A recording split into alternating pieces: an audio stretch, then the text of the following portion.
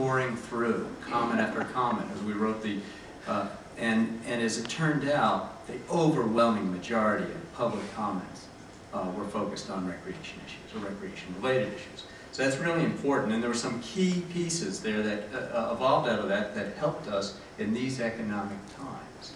Was the linkages between the importance of recreation also to the nation's economy and the amount of that impact.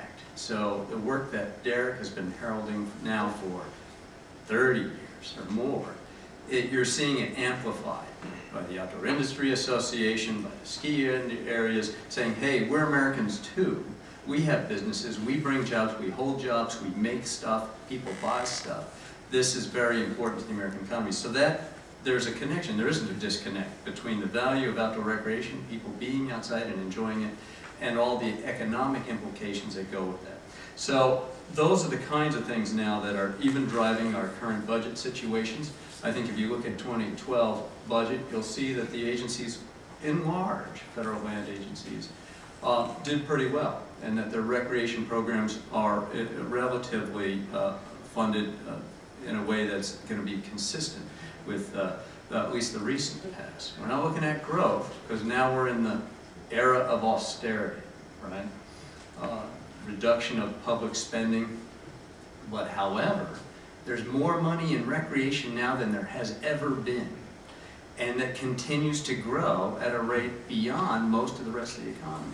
So why is that? So now I think what AGO has done, and FICOR now is the operational arm to help articulate and implement those ideas, is moving towards this paradigm that Derrick and many others, partners outdoors, have talked about for many years: public-private partnerships in the delivery of recreation opportunity and visitor services, whether it's Raystown Lake or Lake Havasu or Lake Mead, doesn't matter which agency runs it, there is a strong need to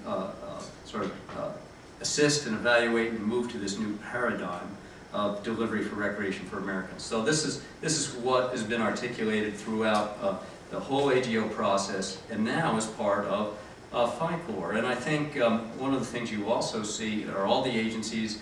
Mary's work with the Corps, Jim's work with the Forest Service and sustainability. And Bob mentioned it in his talk about models of sustainability for outdoor recreation into the future will entail primarily these public-private partnerships. That's why this effort is so important. And it's also why, Craig and Crutchfield and others who work for OMB and our budget people understand that this is investment. This is about investing in a public side of recreation to leverage private sector opportunity and investment. So with that, I'll start with this. Down here there's a little note that says deliberative pre-decisional communication, not administration policy, do not release. Okay, so it's not being released, but it's being shown. Non-attribution, remember that? But this is one of the best road maps that we have that describes sort of this America's great outdoors. What does it mean? Well, there are all the colored large bubbles on there represent different teams looking at different aspects of implementation for AGO. Up in the upper right-hand corner, you see Recreation and Access team. And our primary goal or charge was to stand up the Federal Interagency Council on Outdoor Recreation, which was incredibly important. It is an incredible opportunity for us because it is a vehicle for implementation and consistency between the agencies in addressing national policy in recreation. So these committees all have been meeting, some more often than others, but and developing plans for implementation. And through an AGO steering committee made up. Oh, by the way, Will Sheffroth sends his best. He's just sent an email to me saying he wished he was here, wherever he is. I think he's with the secretary, actually. But the AGO steering committee, AGO council itself, are the secretaries of those various departments that have been participating in the America's Great Outdoors effort. And this linkage is now really grown to those areas in health and in transportation and beyond just land management agencies. Also note that there's been a new FACA chartered committee established that's focusing on youth within the Department of Interior for Ag and Interior. All right. Just that we're the lead agency currently. The FICOR inaugural meeting will not be November 17th and 18th in Shepherdstown, but will be January 19th and 20th coming up this month. So we've been working on, you can go to the next slide, is getting the principal members together. If you can imagine, the Federal Interagency Council on Outdoor Recreation, FICOR, I apologize, that was the name that we had dreamed up, and we wanted America's Great Outdoors Council, but that was already taken. But is the directors of all the agencies that have land management authorities and responsibilities, including Corps of Engineers, including the usual cast of characters, but NOAA, which manages marine sanctuaries and estuaries. And so many of us are represented here. Who's on the working group? Raise your hand so people can identify. It's Jim, it's Mary, it's Andy's on the working group. Kevin, is Kevin Kilcohen coming? Yeah. Not here yet. Okay. So most of the working group will actually be here for this meeting. But the important point, I think more than anything else, there is no other forum that brings together the leaders of all these agencies on any topic. Conservation, economy, nothing. Just only FICOR is the only forum that brings together in a formal way what we're calling the Board of Directors for America's Great Outdoors. And so our hope is that this FICOR will help align policies and also energize themes and priorities across all agencies for dissemination. So this is an effort that is a 50-year-old promise to Americans. How many of you have ever read the Outdoor Recreation Act? How many of you were born before 1963? 1963, very eloquent act, said outdoor recreation is important for Americans. It has economic importance, it has health importance, it has conservation importance, and it said it charged the agencies to work together, collaboratively, on outdoor recreation policy. So, 50 years later, we're getting around to it. All right, go to the next slide. So, here's you can get on our website through the AGO website, right, Kevin? And it will highlight that, in the America's Great Outdoors report, it charged, here are some of the priorities. But as we all know, the Board of Directors doesn't ever really do the real work. Right? They just make the real decisions, the hard ones. It is the working group that makes the changes. So we have created this working group that has been meeting almost regularly, almost weekly, for months, to trying to craft and distill priorities to take on the charge that we had heard and the importance of things such as Bruce mentioned, information is a key piece, and we'll talk more about recreation.gov and the efforts there.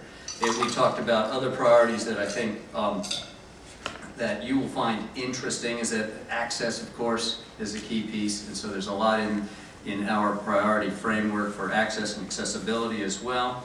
Enhancing visitor recreation management and planning on a landscape scale, achieving sustainable business models, of which public-private partnerships play a huge part, and then supporting community-based recreation and tourism, especially in this economy, has gotten another bump. Next slide. So this, and we'll end with this slide, and I don't know whether you can read it, but the working group itself is going to be the functional component of the FICOR. The FICOR principals will meet twice a year and will make decisions and then direct the agencies to move in similar directions, if not the same direction. But there are key constituencies that have been involved in the AGO process and want to be engaged in the implementation of outdoor recreation priorities for Americans. And really, this is the big paradigm shift. The old model, we plan it, we build it, we manage it, and we collect the funds. That's gone. That's the old model. The new model is partners plan, design, build, manage, create recreation opportunities, and maybe operate and maintain. I think the Corps of Engineers is leading in a lot of these ways in some of the models you have. So I think that's the future. So getting from the old, we build it and they will come, to they help us build it and more people come, is the new paradigm shift. So these are all the groups that have engaged us on the FICOR working group and in the AGO process. I think a couple of key ones that you should be aware of are the state and local park providers, state parks, as well as tourism agencies and interests. We had a recent forum in Denver with the Outdoor Alliance, which was the human-powered sports community, looking at the models they have helped us with, where they've actually built mountain biking trails and ski opportunities and manage them almost in a sustainable manner. Of course, health interests, and we also are specifically charged to work closely with FACA Chartered Advisory Committees, FACA Federal Advisory Committee Act, the Wildlife and Hunting Heritage Council, and the Sport Fishing and Boating Council, and we've been reaching out to them and working with them, and they are providing information. One thing I will mention is that in the upper left-hand, upper right, left, as you're looking at it, is the coordination with other federal agencies. In our work, we said, well, what are we doing to work together? Well, there are 17 interagency committees existing right now that work on outdoor recreation-related activities. Trails Committee, Wild Rivers Committee, so forth, and we're trying to align those and get them all singing off the same sheet of music and having similar themes and similar priorities. So the future, I think, is positive. Opportunities are very much there for us to begin to marshal our collective efforts and monies and our programs, because you're going to see more federal to federal partnerships as well as federal to state and public and private as we move out to the future. So the FICOR and the AGO process, I think, are going to result in some fundamental changes in the way we do business and really strengthen, have already strengthened the relationships between the agencies. And as we move forward, we hope to, with partners such as American Recreation Coalition and many others. So with that, I'll stop there. Thank you.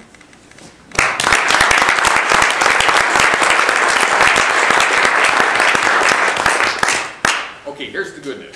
The good news is we've had some very interesting presentations, and I know you have some questions. The bad news is this is also the time that we are supposed to be headed upstairs to the reception and to the dinner, which means that we have lots of time to talk.